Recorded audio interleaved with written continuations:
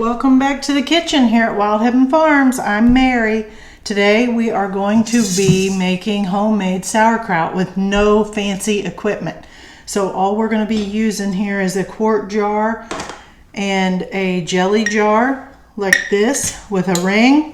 If this head of cabbage isn't big enough to fill this quart jar, we'll put it in this wide-mouthed pint jar and use this jelly jar as our weight. So the important thing here is that you have wide-mouthed glass jars and then also a smaller jar that'll fit inside of it. So the first thing you want to do is get your cabbage cut up to the size that you like it.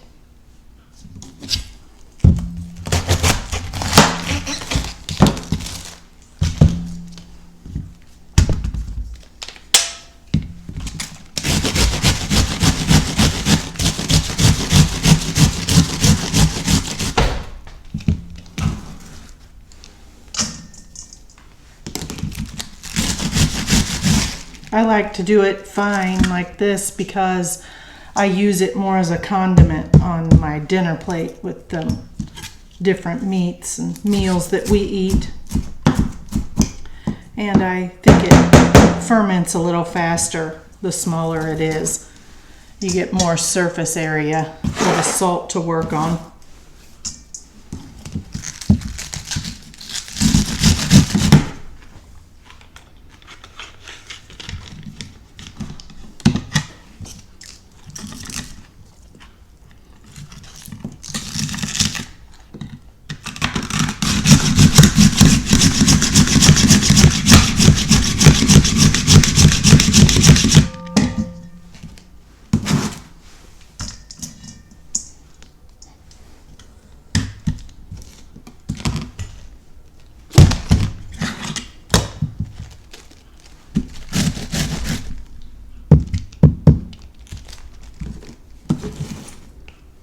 If you have a food processor, you can just run it right through that.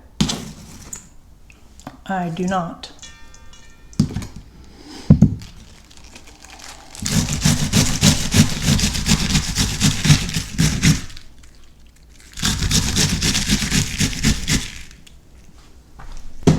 Okay, so once you've got it all cut up to how you'd like it,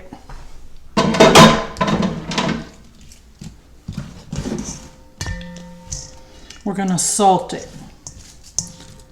Now, because this isn't a set fast recipe written down somewhere that says how much to use, we're just going to go by eye with some salt. Let me get this cleaned up.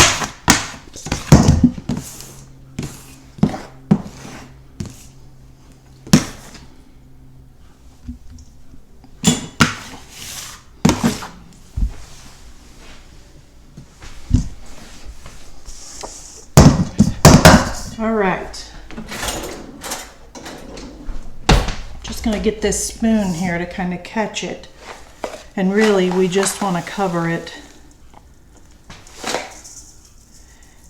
and we're going to taste it as we go. So we're just going to start off with about a tablespoon, which is probably going to be enough. Okay, and then we're going to take something, and you can do your hands. I'm just going to use my mix and chop tool, and you just want to beat it into it and get it all mixed up good.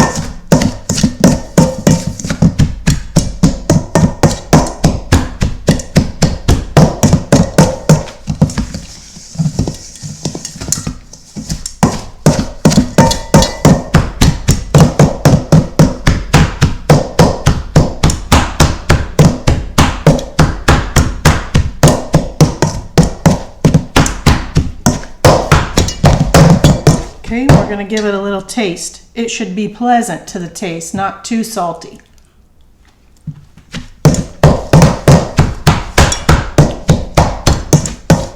That might have been a little too much, but it's still pleasant. It's not overly salty. So I'm just going to let this sit here for about 10 minutes to rest. Well, it's been 10 minutes And you can see that the juices are starting to release here from the cabbage. So we're going to go ahead and pack it into the jars. I don't think we'll have enough to fill this quart jar, so we're just going to go with this pint jar, and we're just going to start putting it in.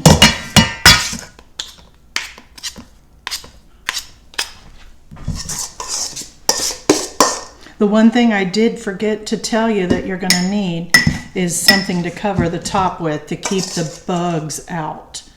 So like gnats or things like that. So what I'm going to use is a coffee filter. It'll go right on top, or you could also use cheesecloth, whichever you have, or a piece of fabric of some kind. And so you can see when I press down with the spoon that the liquid rises.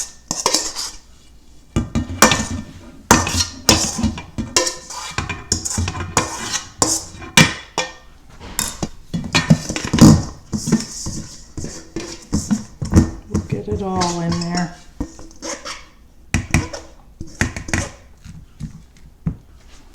And now, in order to ferment, it has to be under liquid.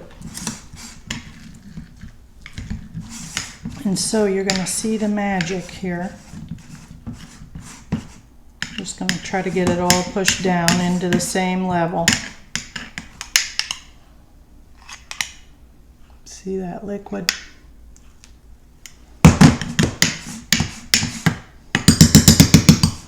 Okay, we're going to take, I think we'll use I'm just going to use the smaller jar, and I'm going to push this in.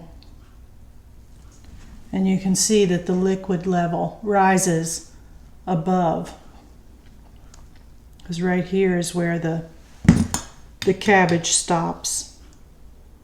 And so what you'll want to do then is, I'm going to just put this on and slip this down over it so that we're not pushing the liquid out of the jar. And so your end result will look like this. And you just want to sit it somewhere where you're going to remember it and start checking it. In about 5 days, it'll be fermented to a certain degree. And so you can taste it then. And if you like it, put a lid on it and put it in the refrigerator. If not, let it keep fermenting. But just always check to make sure that your cabbage is under the liquid level. And so then I like it at 7 days. That's when I always put it in the refrigerator. I've made this enough to know. And then I just start putting it out on the dinner table and putting a spoon with it. And so I'll just put a spoonful on my plate with whatever I'm eating, and I get the full benefits of the probiotics, because I'm not canning this or cooking it in any way, heating it up at all. It's just going to be probiotic rich with the fermented cabbage. So I hope this inspires you guys to get out and try this on your own there and make your own fermented cabbage. It's just that easy. And so don't forget to sit your fermented cabbage on something so that when it starts fermenting, if the liquid bubbles over, it'll be caught on this. So I just leave mine sit right here. And then in 7 days, I'll be putting it in the refrigerator and starting to eat on it. So it only gets better with time. And if you guys haven't subscribed to my channel yet, why don't you go ahead and do that? I'm going to be doing a lot of great projects this year with canning, gardening, fermenting. So go ahead and hit that subscribe button.